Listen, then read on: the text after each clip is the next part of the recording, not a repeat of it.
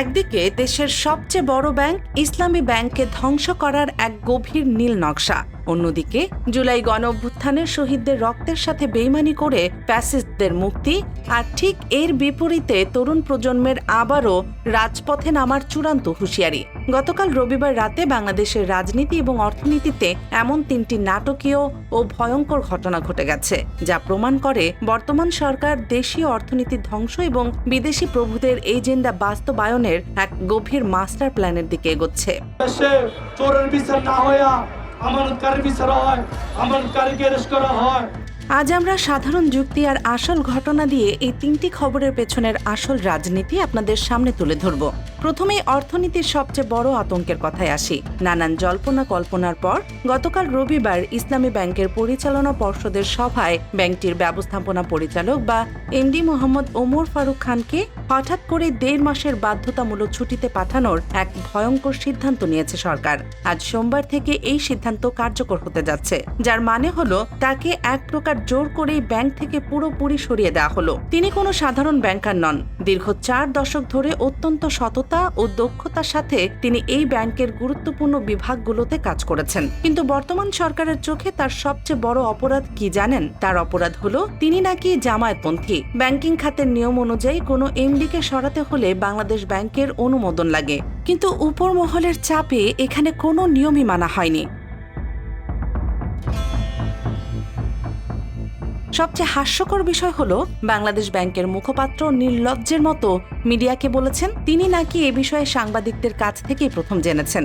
পতিত স্বৈরাচার শেখ হাসিনা যেমন এস আলমকে দিয়ে ইসলামী ব্যাংক দখল করে হাজার হাজার কোটি টাকা লুট করেছিল, আজ বর্তমান সরকারও রাজনৈতিক প্রতিহিংসার কারণে ব্যাংকের ভেতরের সৎ ও অভিজ্ঞ কর্মকর্তাদের সরিয়ে নিজেদের অনুগত লোক বসানোর চক্রান্ত করছে।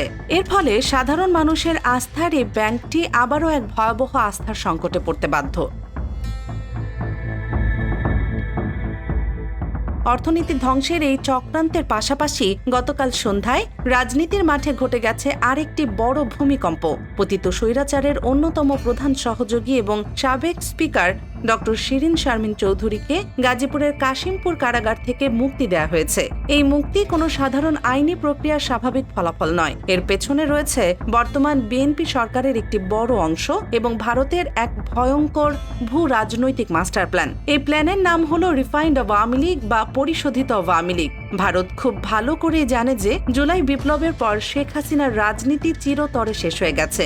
অন্যদিকে জামায়াতে ইসলামী এবং তরুণ প্রজন্মের দল জাতীয় নাগরিক পার্টি বা এনসিপির বিশাল উত্থান ভারতের জন্য চরম আতঙ্কের কারণ হয়ে দাঁড়িয়েছে। তাই ভারতকে খুশি করতে এবং এনসিপি জামায়াতকে ঠেকাতে বিএনপি এখন চাইছে শিরিন শারমিনের মতো তুলনামূলক ক্লিন ইমেজ বা নরম নেতাদের সামনে এনে আওয়ামী লীগকে নতুন মোড়কে রাজনীতিতে পুনর্বাসন করতে। বিএনপি মনে করছে এতে একদিকে ভারতের সমর্থন পাওয়া যাবে, অন্যদিকে আওয়ামী লীগের পুরনো ভোট ব্যাংক কাজে লাগিয়ে তরুণদের উত্থান ঠেকানো যাবে। কিন্তু যে স্বৈরাচারী সরকার হাজার হাজার ছাত্র জনতাকে গুলি করে মেরেছে, আজ শুধু নিজেদের গদি টিকিয়ে রাখার স্বার্থে তাদের স্পিকারকেই জেল থেকে বের করে আনা হলো।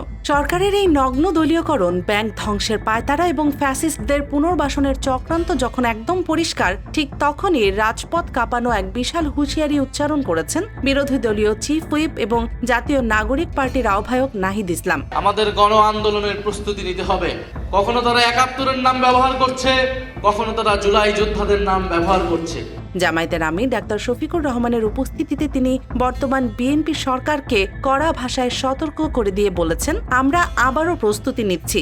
এটি কোনো দলের বিষয় নয়, এটি বাংলাদেশকে বাঁচানোর বিষয়। জুলাইয়ের শহীদদের রক্ত যাতে বৃথা না যায় তার জন্য আমরা দলমত নির্বিশেষে ঐক্যবদ্ধ আছি।